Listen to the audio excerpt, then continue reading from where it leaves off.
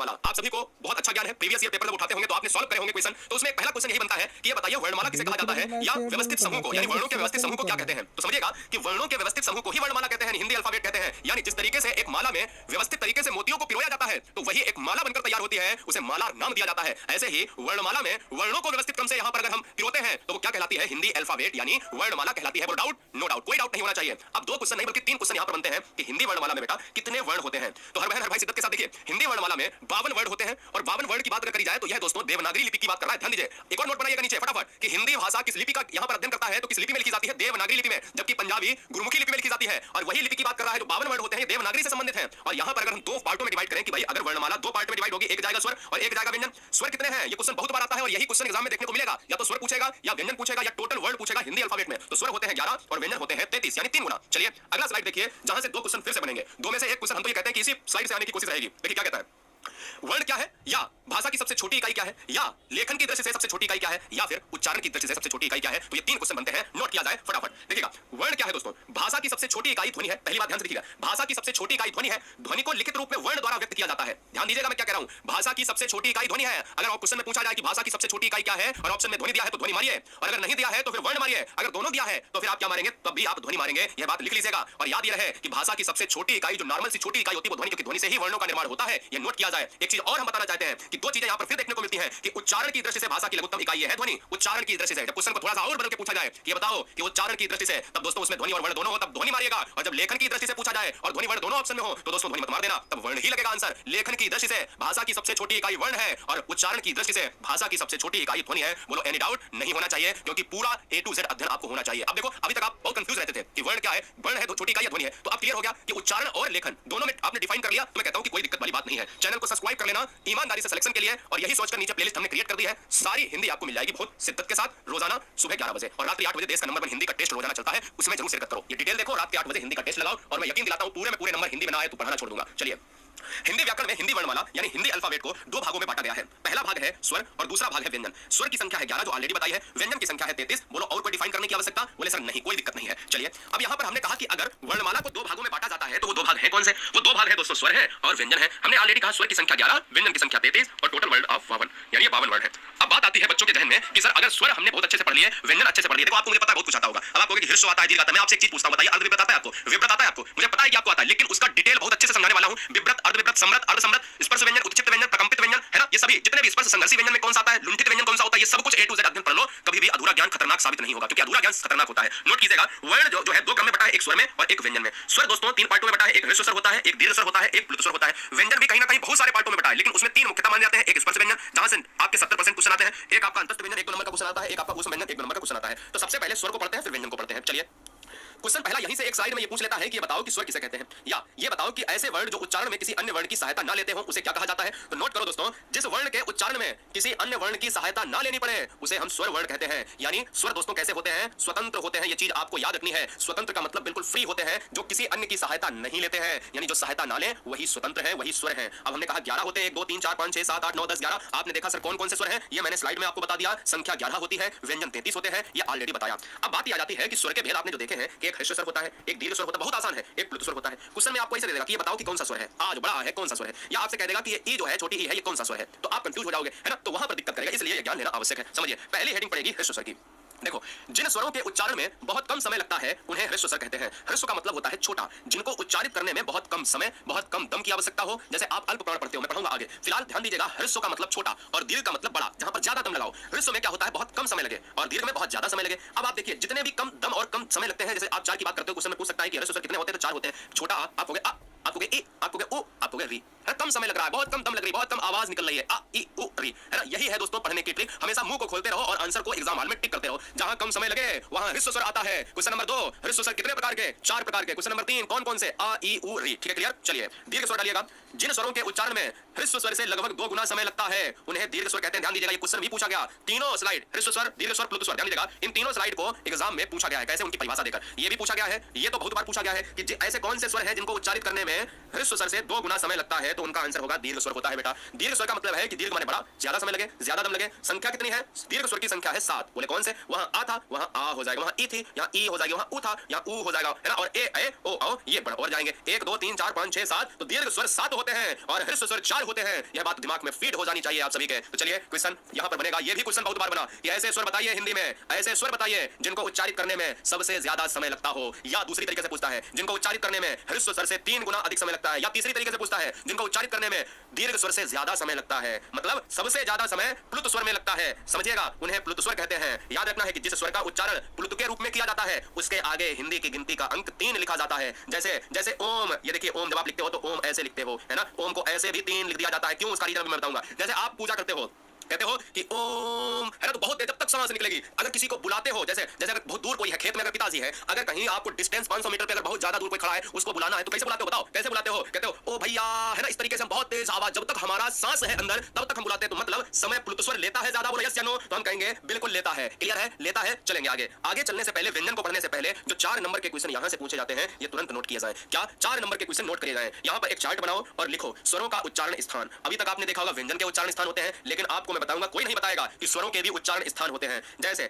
आ का उच्चारण स्थान होता है कंठ। आप बोल के देखो, जब भी परीक्षा में क्वेश्चन आए तो वहां पे बोल के देखो बार-बार आ बोलो फटाफट। तो आप कहोगे आवाज आ कहां से रही? आप बोलो आ, है ना। इस तरीके से आप बोलोगे तो गले से आवाज आता है, डब्बा है ना गले वाला, यहीं से कहीं ना कहीं आवाज आ रही, तो ये कंठ हो जाएगा दोस्तों, क्योंकि गले से आवाज निकल रही है, वो कंठ की बात कर रहा है। आप ई बोलोगे ई तो आपकी लग रही होगी जैसे जीभ जो है ना वो दब रही होगी, जीभ पर बहुत प्रेशर पड़ रहा है, तालू पर प्रेशर पड़ रहा है। देखो आप ई, है ना, ई जब बोलोगे तो आपका गले के ऊपर भाग का जो हिस्सा है वो तालू है, इसलिए आ कंठ है और ई तालू है। उ की बात करें, जब उ करते हो तो आपके ओंठ देखो गोलाकार हो जाते हैं। जब आप उ बोलोगे, उ, है ना, उ बोलोगे तो आपके ओंठ जो है गोलाकार हो जाते हैं। तो देखिए पोस्ट हो जाएगा। री बोलोगे री, तो ये री दोस्तों आप जब टा बोलते हो, टा वाला वर्ग मूर्धा में आता है व्यंजन में। ऐसे ही जब री बोलते हो तो री बिल्कुल टा की जगह, जैसे आगे जीभ का जो आगे वाला हिस्सा है वो मूर्धा से यहां पर कहीं ना कहीं टच होता है। अब ये क्वेश्चन बहुत बार पूछा है, दोनों क्वेश्चन इंपॉर्टेंट है, दोनों को नोट किया जाए। ए आए कंठ तालु, क्योंकि ए आए कंठ भी है, तालु है, तो इसलिए कंठ तालु एक साथ में। ओ आओ कंठ्योष्ठ या कंठ ओष्ठ, है ना, क्योंकि ओ कंठ से आवाज आ रही है और ओ आओ ओष्ठ क्यों? क्योंकि ओ जब बोलते हो तो आपके ओष्ठ भी यानी आपके ओंठ गोलाकार हो जाते हैं, इसलिए इसको कंठ्योष्ठ कहा जाता है। चलिए अब बात करते हैं बच्चा व्यंजन क्या होते हैं। व्यंजन दोस्तों ध्यान दीजिएगा, जिन वर्णों का उच्चारण स्वरों की सहायता से किया जाए, जिन वर्णों का उच्चारण स्वरों की सहायता से किया जाए तथा हवा कंठ से निकलकर मुंह में रुककर बाहर आए, उन्हें व्यंजन कहते हैं। मैं पूरी परिभाषा पढ़ाता हूं क्योंकि सफलता का कोई शॉर्टकट नहीं है दोस्तों। पहला क्वेश्चन, जो स्वतंत्र बोले जाते हैं वो क्या बोले? स्वर सर। जो स्वतंत्र नहीं बल्कि स्वरों की सहायता से बोले जाते हैं वो क्या सर? व्यंजन होते हैं। हिंदी में व्यंजन की संख्या 33 मानी जाती है। इसके अलावा 4 संयुक्त व्यंजन भी होते हैं। 4 संयुक्त व्यंजन छत्र, ज्ञ और श्राव होते हैं, जो आगे पढ़ाऊंगा, लिखने की आवश्यकता नहीं, केवल इतना लिखो। अतः हिंदी में कुल 39 व्यंजन होते हैं। लेकिन अब दिमाग में आता होगा कि सर ये मारे या ये मारे, तो क्वेश्चन हमेशा यही लेकर आएगा। व्यंजन 33 होते हैं, व्यंजन 33 रहेंगे। 33 आपको लॉक करना है। बहुत 0.01% अगर क्वेश्चन में आ जाए कि उसमें 33 ऑप्शन ना हो तब आप 39 मारना, सब कुछ हो तब भी आप 33 मारना, क्योंकि 33 ही क्वेश्चन में पूछा जाएगा। चलिए मूल व्यंजन 33 है और कुल व्यंजन की बात करें जब कुछ ना हो 0.01% की कंडीशन बता दी तब 39 मारिए। स्पर्श व्यंजन, अंतस्थ व्यंजन, उस व्यंजन से 70% क्वेश्चन आते हैं, ध्यान दीजिएगा। उसके बाद लुंठित, प्रकंपित और स्पर्श संघर्षी ये भी पूछे जाएंगे, जो क्वेश्चन में हर बार पूछा जाता है। व्यंजन के भेद 3 होते हैं, एक मुख्यतः स्पर्श व्यंजन, एक अंतस्थ व्यंजन, एक उस व्यंजन। चलिए पहली हेडिंग पड़ेगी स्पर्श व्यंजन। देखो बेटा, स्पर्श व्यंजन यानी जिन व्यंजनों का उच्चारण करते समय हवा कंठ, तालु, मूर्धा, दांत या ओंठों का स्पर्श करके मुख से बाहर आती है। जब भी यार देखो हम किसी भी व्यंजन का उच्चारण करेंगे तो ओंठों का इस्तेमाल होगा, दांत का होगा, कंठ का होगा, तालु का होगा, मूर्धा का होगा। तो जब ये होगा तो उसमें हवा भी निकलेगी और वो स्पर्श करेगी। जब स्पर्श करेगी तो उसे ही हम कहते हैं स्पर्श व्यंजन। और अगर ये क्वेश्चन बहुत इंपॉर्टेंट पूछा जाता है कि स्पर्श व्यंजन की संख्या कितनी है, स्पर्श व्यंजन की संख्या बेटा 25 होती है, का से मा तक। ये तो आपको याद करना पड़ेगा। का से मा तक याद कराने की मैं ट्रिक भी बता दूंगा। 25 होती है और 25 जो होती है वो हर वर्ग, देखिए हर वर्ग की बात करें तो 1 2 3 4 5 लाइनें होती हैं, तो 5 सदस्य सभी में होते हैं। 5 लाइनें 5 सदस्य होंगे तो बताओ कितने हो गए? 5 लाइनों में 5 सदस्य, एक लाइन में 5 होंगे तो 25 हो जाएंगे। अब चलिए देखते हैं, तो ये वाली संख्या आपको याद रखनी है कि स्पर्श व्यंजन की संख्या कितनी होती है? 25 होती है। चलिए देख लेते हैं भाई कौन कौन से हैं। देखो क्वेश्चन में ये पूछा जाता है, यहाँ से 3 से 4 क्वेश्चन नहीं बल्कि 7 से 8 क्वेश्चन बनते हैं पूरे एग्जाम में। जब भी क्वेश्चन में पूछा जाए कि वर्ग कितने होते हैं तो आंसर आएगा 5। स्पर्श व्यंजन कितने होते हैं तो आंसर आएगा 25। क्यों होते हैं? क्यों 25 होते हैं? देखो पहला वर्ग है का, दूसरा वर्ग है चा, तीसरा वर्ग है टा, तीसरा वर्ग है ता, चौथा पांचवा वर्ग है क्या? पा है। अब इनके अलावा कोई छठा वर्ग नहीं होता है, कोई छठा वर्ग नहीं होता है। यही याद करना। कैसे याद करोगे? कचट तप। कैसे याद करोगे? कचट तप। ऐसे याद करो एक साथ में, कचट तप, कचट तप, है ना। तो कचट तप का मतलब है कि आपको पूरी तरीके से पांचों वर्ग याद हो गए और का वर्ग में 5 सदस्य आएंगे, चा वर्ग में 5 सदस्य, टा वर्ग में 5 सदस्य, ता वर्ग में 5 सदस्य और पा वर्ग में 5 सदस्य। फटाफट नोट करिए, आता है तो भी नोट करिए फटाफट। देखिए अब क्वेश्चन में क्या बनता है, कहते कह देगा कि एक क्वेश्चन दे देगा, बताओ यहां पर कि ये बताओ कि ये जो आपका है ये इसका उच्चारण वर्ग क्या है? कंफ्यूज हो गया बच्चा? ये बताओ कि इसका उच्चारण वर्ग क्या है, ये बताओ कि इसका उच्चारण वर्ग क्या है ना बच्चा कंफ्यूज। अब समझो इसी के लिए डिटेल पूरी पढ़नी होती है कि का वर्ग में का, खा, गा, घा, इंगा, मतलब जो वर्ण आपके कंठ से बोले जाते हैं, जो वर्ण, जो व्यंजन कंठ से बोले जाते हैं वो कंठीय स्पर्श व्यंजन कहलाते हैं, जिनकी संख्या 5 होती है। का, खा, गा, घा, इंगा। बोल के देखो, का, ख, ग, घ, इंगा। ये क्या है? ये दोस्तों ये गले से आ रहे हैं, इसलिए इनका नाम कंठ पड़ा। क्या? कंठीय स्पर्श व्यंजन। अब दूसरा आता है, थोड़े से गले से ऊपर बढ़िए, थोड़े से गले से ऊपर बढ़ोगे क्या बेटा पड़ेगा? गले से जब ऊपर बढ़ोगे, यहां से ऊपर बढ़े ग्रास नली के माध्यम से, तो ये जगह जो बचती है ये वाली जगह, यानी जीभ के पीछे का हिस्सा, यह दोस्तों तालु कहलाता है जीभ का जो मध्य भाग से पीछे का हिस्सा, या तालु कहलाता है। जब आप तालु की बात करेंगे तो ये चा वर्ग, चा छा जा झा वहां, ये तालव्य कहलाते हैं। ये तालव्य स्पर्श व्यंजन हो गए। जरा जीभ से थोड़े आगे बढ़िए, यह दोस्तों मूर्धा कहलाता है और मूर्धा टा वर्ग होता है। क्वेश्चन में अगर पूछ लिया जाए बताओ कौन सा व्यंजन कौन से वर्ग का व्यंजन है ठा, तो ये मूर्धन्य है। ये मूर्धन्य स्पर्श व्यंजन है, इनकी संख्या 5 होती है, टा ठा डा ढा ण। थोड़ा सा और आगे बढ़िए, यह दोस्तों दंत पे आ जाते हैं। ये दंत जो दांत की सहायता से बोले जाए वो दंत यानी दंत स्पर्श व्यंजन कहलाते हैं, यानी ता था दा धा ना हो जाएगा। और थोड़े से और आगे आएंगे, कंठ से हम कहां पर आ चुके हैं, ओंठ पर बिल्कुल आ चुके, बिल्कुल ओंठ पर। और ये दोस्तों पा वर्ग यानी जिसका स्पर्श व्यंजन, जिसको वायु होठों से स्पर्श करते हुए निकलती है, होठों से टच करके जाती है, वो ओष्ठ है। वो क्या है, वो ओष्ठ व्यंजन है, जिनकी संख्या 5 होती है। पा वर्ग में पापा फूफा कहोगे तो होठ से कहोगे, बाबा होठ से कहोगे, भाभी होठ से कहोगे, मामा होठ से कहोगे, मतलब बिना होठ के नहीं बोल सकते हो। क्या बोल सकते हो, बोलो नहीं बोल सकते हो। ठीक है, चलिए अब बात करता हूं अंतस्थ व्यंजन की। क्या अंतस्थ व्यंजन पढ़ता हूं, क्वेश्चन यहां से बनता है जिन व्यंजनों का उच्चारण स्वर और व्यंजन के मध्य होता है। क्वेश्चन यहां से बना है, नोट करो कि ऐसे कौन से व्यंजन हैं जिनको क्या कहा जाता है, यानी ऐसे कौन से व्यंजन हैं जो स्वर और व्यंजनों के मध्य उच्चारित होते हैं गाइस, तो उन्हें क्या कहा जाता है, अंतस्थ व्यंजन कहा जाता है। नोट किया जाए, very very most important point. अंतस्थ व्यंजन की संख्या 4 होती है। कौन से, या रा ला वा, बहुत बार पूछा गया है, या रा ला वा, या रा ला वा कई बार पूछा जाएगा। और या और वा को अर्ध स्वर भी कहा जाता है, मैं फिलहाल बताऊंगा बहुत आगे इस वीडियो में। अंतस्थ व्यंजन की संख्या कितनी है, 4 है। कौन से हैं, या रा ला वा। ऐसे स्वर, ऐसे व्यंजन जिनका उच्चारण मध्य में होता है, यानी जिन व्यंजनों का उच्चारण स्वर और व्यंजन के बीच में होता है, उन्हें क्या कहते हैं, अंतस्थ व्यंजन। संख्या 4। इसी तरीके से ऊष्म व्यंजन, जिन व्यंजनों का उच्चारण करते समय हवा मुंह में टकराकर एक गर्मी पैदा करती है, एक ऊष्मा पैदा करती है, एक हीट प्रोवाइड करती है, उन्हें ऊष्म व्यंजन कहा जाता है। संख्या बेटा कितनी होती है, 4 होती है। सा सा सा हा, ध्यान दीजिए, ऊष्म व्यंजन कितने प्रकार के, 4 प्रकार के। अंतस्थ कितने प्रकार के, 4 प्रकार के। कौन कौन से, सा सा सा हा ऊष्म, या रा ला वा अंतस्थ। बोलो सर ठीक, बिल्कुल ठीक। अयोग भाग जान लेते हैं। देखो अयोग भाग क्या होता है ये भी जान लीजिए फटाफट, फिर जान लेते हैं अयोग भाग के बाद हम अयोग भाग पूरा जानेंगे। उसके बाद जो है हम क्या जानेंगे, अनुनासिक जानेंगे। उसके बाद संयुक्त व्यंजन। पहले संयुक्त व्यंजन लिख लीजिएगा, संयुक्त व्यंजन लिख लीजिएगा। देखिए संयुक्त व्यंजन में क्या है कि दो अलग अलग व्यंजनों के योग। संयुक्त का मतलब होता है दो अलग अलग, एक या एक से अधिक या दो या दो से अधिक। तभी तो लोग, संयुक्त का मतलब क्या होता है, बोले संयुक्त सभा, बहुत से लोग होंगे तो दो अलग अलग व्यंजन जब मिलेंगे उन्हीं को हम क्या कहते हैं, संयुक्त व्यंजन। संख्या कितनी है, कुल संख्या 4 है। कौन कौन से, छत्र ज्ञान स्रा। ये आपको 4 एग्जाम में क्वेश्चन, 2 क्वेश्चन ऐसे मिलेंगे। बोले सर कैसे, मैं बताता हूं। क्वेश्चन में क्या मिलेगा, एक तो ऐसे पूछ लेगा कि कितने होते हैं, या एक तो ऐसे पूछ लेगा ये छत्र ज्ञान स्रा क्या है, ये छत्र ज्ञान स्रा है क्या, तो ये संयुक्त व्यंजन ऑप्शन में मार देना। तीसरा क्वेश्चन ऐसे पूछेगा कि छा किसके योग से बनता है, तो छा का प्लस सा से बनता है। ध्यान रहे कि का प्लस सा वैसा ही मारना जिसमें का में हलंत लगा हो, और त्रा दोस्तों वही मारना, त्रा वही मारना जिसमें ता में हलंत लगा हो, ता में हलंत हो। ज्ञा वही मारना जिसमें जा में नीचे हलंत लगा हो, हलंत का मतलब होता है दोस्तों वह वर्ड आधा हो जाता है। स्रा दोस्तों वही मारना जिसमें आधा सा बना हो, यानी हलंत लगा हो सा के नीचे। तो यह दोस्तों बहुत ज्यादा पूछा जाने वाला स्लाइड है, बहुत ज्यादा स्लाइड पूछा जाने वाला है। इसको नोट किया जाए, बहुत आसान भाषा में बता रहा हूं, चीजें आपसे पूछी जाएंगी, चीजें पूछी जाएंगी तो उनको नोट किया जाए। तो चलिए यहां पर देख लेता हूं, यहां अयोग भाग क्या है, अयोग भाग को देखता हूं। अयोग भाग का जो अर्थ होता है, यानी अयोग भाग का जो अर्थ है कि आ के योग से, अयोग भाग आ के योग से, आ के योग से जो अर्थ बहन करे वही अयोग भाग है। आ के योग से जो अर्थ बहन करे वही अयोग भाग है। किसी स्वर के योग से जो सार्थक शब्द बनते हैं, जान लीजिए दूसरी परिभाषा, किसी स्वर के योग से, क्योंकि आ तो एक स्वर है, किसी स्वर के योग से जो सार्थक शब्द बनते हैं वही अयोग भाग है दोस्तों। और मैं बताऊं जैसे अंगार, प्रातः, अंधेरा, है ना, ये क्या है, ये अयोग भाग है। अयोग भाग इस तरीके से देखे जाते हैं। संख्या कितनी होती है बेटा, 2 की बात होती है। अयोग भाग के भेद कितने होते हैं ये भी जान लेते हैं। अयोग भाग अनुस्वार, विसर्ग, अनुनासिक में बटा होता है 3 में, और जो तीनों में से कई बार एग्जाम में बच्चे क्वेश्चन गलत करते हैं क्योंकि उनको अंग आ तक का ज्ञान होता है, आगे तक का ज्ञान नहीं होता है। तो समझिए अनुस्वार क्या होता है, विसर्ग क्या होता है, अनुनासिक क्या होता है। अनुस्वार पहले पढ़िए कि अनुस्वार का चिन्ह बिंदु होता है, यानी चिन्ह जो है बिंदु होता है। अनुस्वार का चिन्ह केवल ऐसा बिंदु होता है, जैसे हंस के ऊपर ये बिंदु लग गया, अंश के ऊपर लग गया, कंस के ऊपर लग गया, है ना, हंस अंश कंस, कुछ भी आप ऊपर अगर बिंदु लगा दो वो अनुस्वार है। अनुस्वार का उच्चारण की कंडीशन है कि इसका उच्चारण नाक से किया जाता है, ये भी आपको पता है। चलिए विसर्ग देख लेते हैं। विसर्ग में आपको याद रखना है कि विसर्ग तो विसर्ग की भांति होगा। विसर्ग का चिन्ह ये वाला होता है, जैसे प्रातः, जैसे नमः, जैसे अंतः, जैसे अंतःकरण, ये एक साथ में अंतःकरण, है ना, अंतःकरण, जैसे निशुल्क, जब निशुल्क लिखते हो तो निशुल्क, है ना, इस तरीके से ये विसर्ग में आता है। जैसे मनोहरथ, है ना। अनुनासिक में बेटा क्या होता है, अनुनासिक थोड़ा सा और एक्स्ट्रा हो जाता है। अनुनासिक का चिन्ह कैसा होता है, यहाँ पर चंद्र बिंदु होता है, मतलब यहाँ चंद्र बिंदु करेगा, इसे चंद्र बिंदु भी कहते हैं। जैसे आंख में ये चंद्र बिंदु लगा, गांव में चंद्र बिंदु लगा, सांप में चंद्र बिंदु लगा। तो मुझे ये लगता है कि आपने ये सारी चंद्र बिंदु, बिंदु और विसर्ग समझ लिया, यही अयोग भाग है। बच्चे परेशान रहते हैं और बच्चों को लगता है कि अरे ये क्या आ गया एग्जाम में, ये तो बहुत आसान था, और जब मिलाते आके हैं तो क्वेश्चन तो गलत निकलता है, लेकिन उसकी डिटेल देखते हैं, अरे ये गलत कर दिया, ये कैसे गलत हो गया। चलिए अब कुछ व्यंजन जो होते हैं वो थोड़े से अलग होते हैं, जो एग्जाम पॉइंट ऑफ व्यू से पूछे जाते हैं। जैसे जैसे अगर क्वेश्चन में ये पूछा जाए कि पार्श्विक व्यंजन क्या है, तो आप बच्चे कंफ्यूज हो जाओगे। पार्श्विक व्यंजन क्या है बेटा, तो समझिएगा कि पार्श्विक व्यंजन एक ही है, हिंदी में केवल एक है। ला पार्श्विक व्यंजन है, तो क्वेश्चन यहीं से बन गया, याद कर लो, रट्टा मार लो। कैसे कि ला पार्श्विक व्यंजन है, ला का उच्चारण करते समय हमारी सांस जीभ के बगल पार्श्व से गुजरती है, इसलिए इसका नाम पार्श्विक हो गया ला। अब देखो ला जब आप बोलोगे तो आपकी जीभ फोल्ड हो जाती है, क्योंकि जीभ का नुकीला हिस्सा ऊपर लगता है, ला ला ला, और ये फोल्ड हो जाती है, और इधर जो बीच में जो हवा किनारे में बसती है वो पार्श्व से हवा निकल जाती है, इसीलिए उसको क्या है, जीभ ऐसी हो जाती है और यहाँ से हवा निकल जाती है आगे से पीछे से, है ना। तो इसलिए ये पार्श्व कहलाता है, ये पार्श्विक व्यंजन केवल ला होता है। ये क्वेश्चन बन गया यहाँ से। दूसरा उत्क्षिप्त व्यंजन भैया बहुत पूछा जाता है। उत्क्षिप्त व्यंजन भी एग्जाम में बहुत पूछा जाता है। जब क्वेश्चन आता है तो बच्चे कंफ्यूज हो जाते हैं, समझने का कष्ट करें। उत्क्षिप्त व्यंजन क्या होता है, उत्क्षिप्त व्यंजन होता है ये वाला डा और ये वाला ठा। उत्क्षिप्त व्यंजन, इनकी संख्या 2 होती है, नोट करो। इन वर्णों को द्विस्पष्ट या ताड़न जात व्यंजन कहते हैं।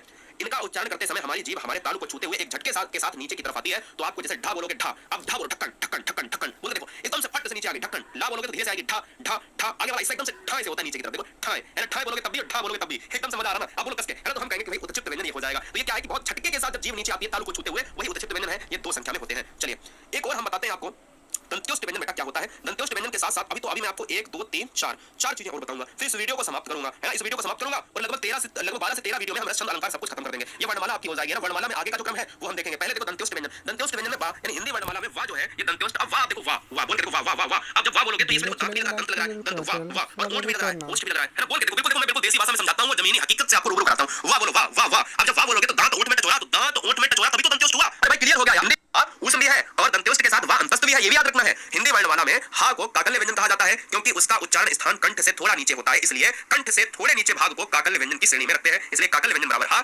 और दंत्योष्ट बराबर वाह और क्या उत्सित बराबर ढाढा और पार्श्विक बराबर ला। ठीक है, ये आपको याद रखना है। इसके साथ जो हेडिंग पड़ेगी स्पर्श संघर्षी व्यंजन।